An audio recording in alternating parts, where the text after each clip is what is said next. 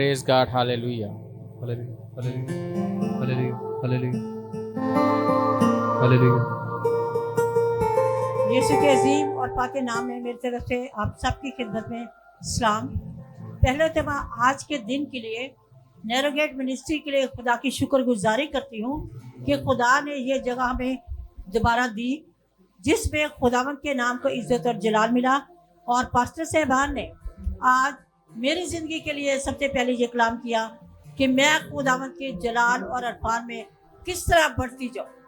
खुदावंद का शुक्र करती हूँ आज के दिन के लिए। मैं अपनी गवाही का आगाज़ इस तरह करूँगी कि पिछले दिनों में मैं 2 संडे हो गए आने की कोशिश कर रही थी कि मैं जाके अपनी गवाही पेश करूं, लेकिन बारिश इतनी होती थी इन टाइम पे।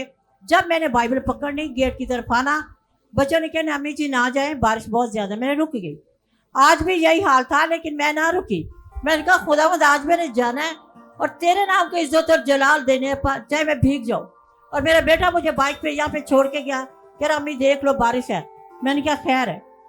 मैं आगे मेरी गवाही इस तरह के 20 तारीख को अगस्त की गवाही है, लेट हो गई है। बुध का दिन था और उस दिन मैं 9th के बच्चों का रिजल्ट था। मेरा नवासा पास हो गया और खुदा उनका शुक्र है कि वो पास हो गया। लेकिन मुझे इतनी खुशी हुई कि मैं भागी फिरती रही नाश्ता करके। मैंने किसी किस्म की परवाह न की। मुझे शाम को इबादत थी बहनों की, तो मैंने कहा था कि मैं शुक्रगुजारी के लिए वहाँ पे दूंगी। मैं इसी खुशी भागी फिरती रही कि मेरे बहनों की मीटिंग में जाना है। मैंने तैयारी की, सब कुछ किया कि मैं आज सारा अरेंज करूँगी। और जब मैं किचन में थी मैंने खाना बनाया, सब कुछ किया और मैं खड़ी थी।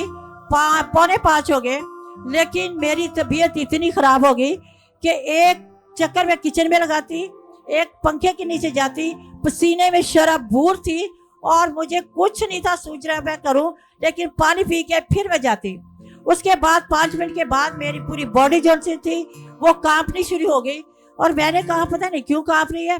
और मैंने जाके बीपी चेक करवाया और मेरा बीपी 140 था। मैंने कोई परवाह ना की, मैंने फिर भी चीज़ें उठाई और चर्च की तरफ भागी आई। आगे बहनों की इबादत शुरू थी और मैंने आते मुझे बहनें कहती है बाजी फिर आपको क्या हुआ है। मैंने कहा मेरी आज तबीयत नहीं ठीक।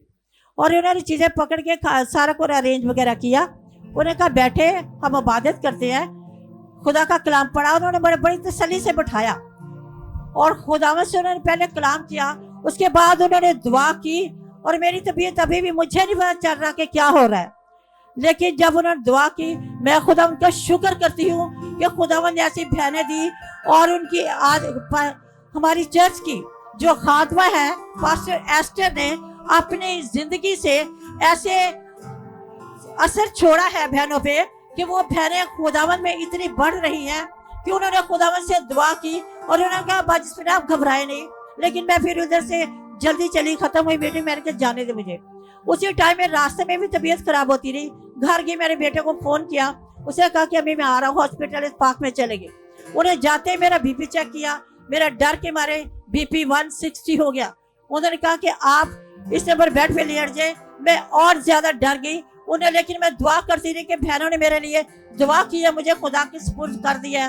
बीपी चेक किया, उन्हें ब्लड टेस्ट किया, एक एक चीज चेक की, लेकिन क्या रहे ना शुगर है ना बीपी है। लेकिन खुदा का शुक्र है कि खुदावंद ने मुझे 3 घंटे वहाँ पे रखा, लेकिन मुझे सही सलामत घर पहुँचा दिया और आज तक मैं जिंदा हूँ। उसके बाद दूसरी गवाही ये है कि मेरे सब बच्चे बीमार, मेरा बेटा, मेरी बहू, तीनों बच्चे मेरे इतने बीमार कि हाई फीवर तक पहुँच गए। मैंने बड़े कोशिश किया कि पास्टर जी का नंबर ढूंढूं, मुझे मिला नहीं। फिर मैंने पास्टर जी से फ़ोन किया, पास्टर जी ने दुआ की और खुदावंद का शुक्र है उसके नाम की इज्जत और जलाल दे। मेरा सारा घराना ठीक है। कहते अम्मी की बारी है, लेकिन मेरी बारी खुदा नहीं लाता। खुदा मुझे अपनी ज़िंदगी देता है ताकि मैं उसके नाम की गवाही दूँ और उसके कामों का बयान करूँ। खुदा उनका शुक्र, उसके नाम को जलाल। Praise God, hallelujah.